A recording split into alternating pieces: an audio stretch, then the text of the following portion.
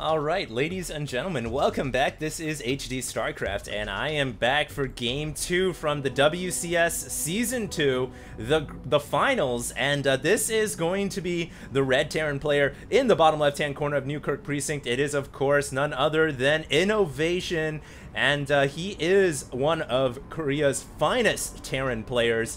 In fact, the only Terran player from Team Acer who is playing, and the only player for Team Acer period, I think, who's playing for the WCS. So obviously that speaks loads to his talent. His opponent is the Swedish Protoss from Team Alliance. It is Naniwa. And he is the blue Protoss in the bottom right hand corner. Last map was Derelict Watcher. This one is going to be Newkirk Precinct. And I love Newkirk Precinct. This is one of my favorite maps. I can count, actually I can't count, but I can remember quite a few epic games on this map. And it's a big one, which I'm hoping here we're going to see a nice long Terran versus Protoss. Can't recall the last time I got to see a 30-minute plus TVP. Those are always awesome to watch. But the first game of this set, going pretty well for Naniwa, I must say. He was able to take out Innovation, and you know, it wasn't easy by any means. Innovation held his ground, but I think the snowball started, you know, the momentum started rolling for Naniwa when he was able to repeatedly halt the harass from Innovation. And, you know, Innovation obviously really wanted to get into the main base. He tried to bring in the Marine Widowmine tactic. He tried to drop medevacs into the main of Naniwa, but Naniwa was able to hold it off several times. And, you know, every time you do that and you limit the number of probes you lose or forces that you lose, it really starts building the momentum for Protoss. And Terran do not like, you know, losing those initial drop forces, because those are units that, for Terran, if you can get damage done and you can evacuate your forces, you can keep them alive and incorporate them back into your army and re-heal them and repair them back up to full health. So those losses in the early game when Terran try to harass Protoss are, you know, for most Terrans, unacceptable. We did have a little bit of a pause here. I don't know what for, but it does look like Naniwa is going to come out to the natural expansion here. He is going to get the Nexus down. No harass from the SCV. And Innovation is going to get into the main base right away and try to find out what's going on. Nothing really much to see in the early stages of Protoss versus Terran. Typically, unless, you know, one of the players is going to try to go all in. You do want to keep an eye on the gas count for both players, obviously, because it can give you an inkling as to when the tech is going to be starting. One Reaper is going to fly into the main base here, but there is already a Mothership Core in the air. And because of the Mothership Core, this Reaper, I mean, it's going to get one tour of duty, and I would imagine it's going to get the hell out of here before it dies. And actually, Innovation here going to try to keep this Reaper alive for as long as possible and continue to stay in the main node. Now he's going to get out. And I think that's a good idea, because you can run it around the main base for a while, but that Stalker is going to be coming out pretty soon. And when the Stalker does come, that Reaper is typically, you know, dunzos. Command Center in the main. It is a macro CC from Innovation. And he has got an interesting strategy here. Now, you know, Newkirk Precinct, it's a big map, as I said before. This is one of those maps where if you want to go for a little bit of hard economy, you know, it can work pretty well on this map because it's a big map. And, you know, as long as you can hold off any early aggression from Protoss, you can get away with this macro CC a la Terran versus Zerg. But, of course, this Mothership Core is going to fly in here. And will Naniwa be able to see the macro CC? I don't think he will. There are just too many Marines here, and it's not worth the risk of sending in the Mothership Core to, you know, take a look and find out, hey, what is going on back behind those barracks? And, you know, typically most Protoss, you know, they will take a gander, but these Marines are ready to take out that Mothership Core. They do not want to reveal any buildings, any technology. The secrets of the Terran trade are going to remain in the hands of Innovation this game. And it looks like Naniwa is just going to have to pull back and kind of take a guess as to what is going on over on the Terran side of things. One more Reaper coming out over to the right-hand side, checking to see if there's a quick third expansion. There is not. And it is actually going to go right into the natural here, and I guess get a couple of probe kills. Although, oh, it might get surrounded by probes! The revenge of the probes! And I guess the probes have formed like a coalition, like a labor alliance. We're tired of dying to Reapers, damn it! We're gonna fight for ourselves now. and this Reaper, it is actually going to get taken out.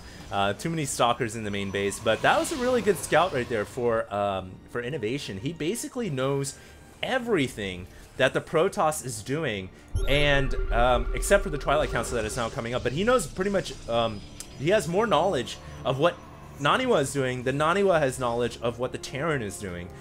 So obviously that is something that Naniwa is going to want to rectify here. I would imagine get an observer out as quickly as he can, bring that obs over to the Terran base, and start to do some scouting. Find out what exactly is going on over there. And we, this quick Twilight Council, it's a change up for Naniwa here. In the first game, he went quick Colossus, really quick Colossus on 2 base. And this time, it looks like he's going to go for a quick Twilight Council. Now, I would imagine this is going to be to get an early charge upgrade and to get Archons, and that's what it is for. Charge upgrade on the Twilight Council, Templar Archives on the way as well. So it's going to be Charge Lot Archon for Naniwa, showing that, he's got different styles. He doesn't need to play one strategy, and he's not locked into, only, one type of way to win in StarCraft. He has multiple strategies available to him, and this game he's going to go for Charge Out Archon, and Charge Out Archon is very, very good against Bio. In fact, I think it's better in a way than Colossus, because with Colossus, Vikings are a pretty hard counter to that. With Charge Out Archon, it's pretty hard for Terran to counter that until they can get up to Ghosts. And, a lot of times in PvT, it does, become a game where you try to balance, do I go for Charge Out Archon or do I go for Colossus? But the beauty of Charge Out Archon is it allows you an early 2-base attack, timing attack, and a lot of times Terran players don't expect it, and I think that is what Naniwa is going to go for here. He's building up a lot of proxy pylons, and the strategy here is as soon as Charge is finished upgrading and you have a couple of Archons in your army, you don't wait for Storm, you just go for it. And now that Comsat, is it going to end up revealing... it is going to just clear the LZ, and it does reveal the Twilight Council. Some medevacs are here, but there are troops ready to go, and I think that... that was a wise decision by Innovation to pull out. I don't think those forces were going to be able to accomplish much. He should look to shore up his front door. Some Terrans, when they deal with Charge Out Archon and the Bum Rush attack, they will actually build a wall, like against Zerg. They'll build a barracks wall at the front, or lift up their barracks and wall up the front ramp, because it can improve your safety versus such a heavy melee army. But it looks like Naniwa is not going to go for that. He is adding on Storm now, and he's building up another expansion. So I thought for a second there we might be seeing some kind of a 2-base attack, but he is going to go for a 3rd, and he is going to tech up here and play a late game scenario with Innovation. But Innovation might be the one who's looking to make an attack here as he's moving into the middle of the map with a heavy dosage of Marines and Marauders. Let's check the upgrades right now. +1.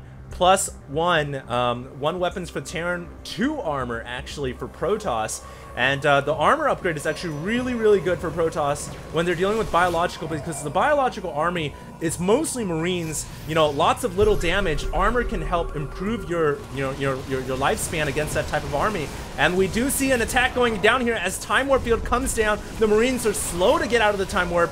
And in the meantime, we also have a drop inside the main base. Warp Prism goes in and drops off a couple of Zealots, killing off a few SCVs, but nothing too critical. Only 4 SCVs going down there. Meanwhile, this Warp Prism, I think, is going to be pushed away. Yeah, it lost most of its shield, so it's going to fly out of there. And the reinforcing Marines and Marauders are just enough for Innovation to clean that up. Do note he's also going for Mobius Reactor now, getting Ghosts on the field, which is obviously a very good decision when you're dealing with the early Templar style that Naniwa is employing right now. Those medevacs trying to fly in, but immediately stopped in their tracks by a Templar. And of course, you don't want to fly in there with your medevacs low on energy and low on HP. So those Templars are a great counter to early drops. And so yeah, we do have a lot of Ghosts on the way right now as Innovation is switching up his strategy in order to counter the Templar psionic style that Naniwa is employing. And Naniwa now realizing, hey, if my opponent's going to be going for Ghosts, then I need to be going for Colossi, and he's adding on the robotic support bay to get Colossus on the field. So really smart decision making here from both players. And here we go. It looks like a large army of Marines, Marauders, and Medevacs are moving into the middle of the map here. Will Naniwa have enough forces here? He's going to have to land a couple of really key storms, and it looks like he's going for a storm. He does drop one and get a feedback down and try to get another storm off. Unfortunately, didn't have the range to get that attack down, and he's trying to bring a couple more Templars forward. Obviously, the strategy here, the idea is to whittle this Terran army down, let the Medevacs deplete their energy before going into battle. It's just really hard sometimes to catch a Terran player off guard, because good Terrans will leave a few Marines at the front of the lines in order to give them an early warning system until they can get Ghosts out. Now we do have Ghosts in the army, so Ghosts, it's going to be a Ghost versus Templar battle, and you know, who can get the first spell off first is usually the one who gets the victory. He does have the high ground advantage, and he's going to get a great storm. And that is exactly what he needed.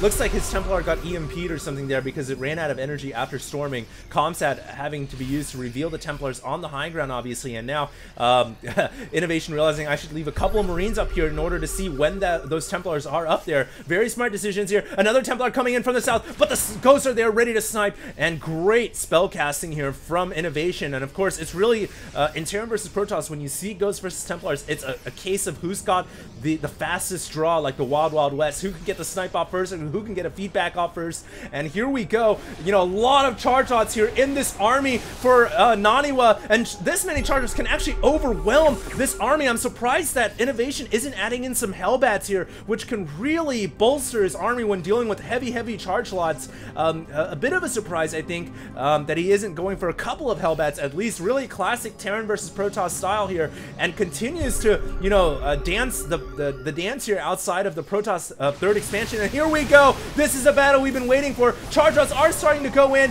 and of course the Terran army trying to retreat back with force fields, keeping him in position. EMP shockwaves going down. Colossus getting targeted by the Vikings. Psionic storms going down over the Terran army as well. It looks like Innovation is going to retreat and have more reinforcements back here. So both armies really colliding there, and both sides losing quite a bit. Maybe the Protoss Naniwa coming out just slightly ahead there. He was a little bit higher in supply, but that has quickly changed due to the reinforcements coming out from Innovation. Currently upgrades sitting at 2-1 and 3-1, with the Protoss actually just finishing up 3-2, so he does have a slight upgrade advantage, which is going to help, as these Medevacs are going to fly into the main base. But there's a photon cannon there. Great photon cannon. Is going to actually, 2 photon cannons going to be able to take out one of the Medevacs, and just buy Naniwa just a little bit extra time to get his forces back home and defend. He also has his Nexus overcharged as well, so these Marines and Marauders are going to be very unlikely to do much critical damage. Meanwhile, in the middle of the map, Protoss army pushing out and pushing the Terran army back home, telling him, you know, if you attack me, you better bring your full army. None of these, you know, backstab shenanigans and then leaving part of your army in the middle of the map, because I will take you to school. And Naniwa right now is doing exactly that. He is taking Innovation to school. Innovation forced to fall back home. Both players are on 3 bases. Now is the time when you would actually expect to see a potential 4th expansions coming up, and that is a command center that is building right now, and that is a 4th Nexus that is on the way over on the top right hand side. So both players here going into the late game, what we wanted to see in a Terran versus Protoss. +3 weapons coming up as well. More Ghosts being added in. 3-2 is the current upgrades for the Terran army. 3-2 is the current upgrades for the Protoss army. So, well, just an incredible game here. Evenly matched, I would say, on both sides. And I just cannot wait to see who's... What the hell? Did I just see 400 APM right there for a moment from Innovation? That is absurd. I mean, really ridiculous APM. Not obviously EPM, but still just an insane amount of keyboard presses. He's gonna have to probably replace his keyboard once a month with that much button pressing. Anyways, we'll just see what happens here as the Terran army is rounding about the top side, checking to clear out all these proxy pylons, which actually this game Innovation hasn't really used too much. But we do have the Protoss army pushing in, and he's got to be careful to spread his army apart, because a couple of key EMPs can just completely neuter the Protoss. They can lose all their shields and energy, and that can just spell disaster. So both armies here, it's very important for them to spread out. Likewise for the Terran, because he doesn't want to get stormed by the Templar. And we'll see what happens here. One Zealot going in says, what do you guys want? The declaration of war has begun. And this factory actually is burning. It is going to be blown out of the sky here. So no spotting for the Terran side, for the Terran army, but he does have a lot of Vikings and medevacs, which can, you know, fill the duty of that factory and give the extra air vision here for these biological forces on the ground. Surprising once again that we don't see any Hellbats from the Terran army, nor do we see siege tanks, but I guess he's really heavily invested into bio at this point, so there's no reason to see tanks.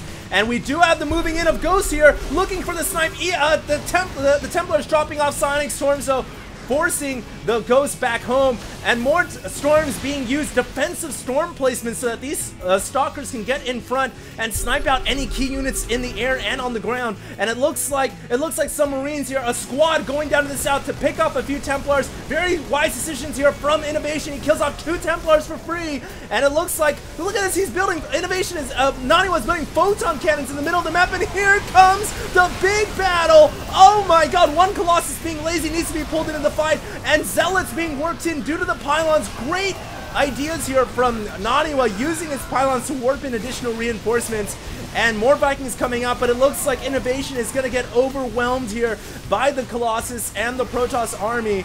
And it looks like, even though Innovation has a lot of medevacs left behind, he's going to be forced to lose his pocket expansion. All these SCVs going to have to run away. That command center is now burning, and it is going to go down. What a game by the Protoss Naniwa, and able to take out Innovation's pocket expansion. Mission accomplished. Now the question is, does he want to go for the end game, or does he want to retreat and build up on his lead slowly but surely? He's at 150, 160 supply to 137 right now. It looks like Innovation hasn't given up yet. He's pushing into the middle of the map, looking to seek revenge here against the Protoss army, but there's just too many forces here. Not much that Innovation can do about this, and I think this is a death sentence trying to run his army, his reinforcements in here. He is forced to call GG, and Naniwa with a solid victory there. Very nice game right there by Naniwa. I hope you guys enjoyed. And like I said, this is just one set from WCS Season 2 that I've done, but there are 4 more sets I want to go ahead and do, the top games from WCS Season 2. I'll be doing another set probably tomorrow or the day after, so do stay tuned. And there are some really good games that are going to be in store for you guys, so check it out. I'll be back soon, and this is HD signing out.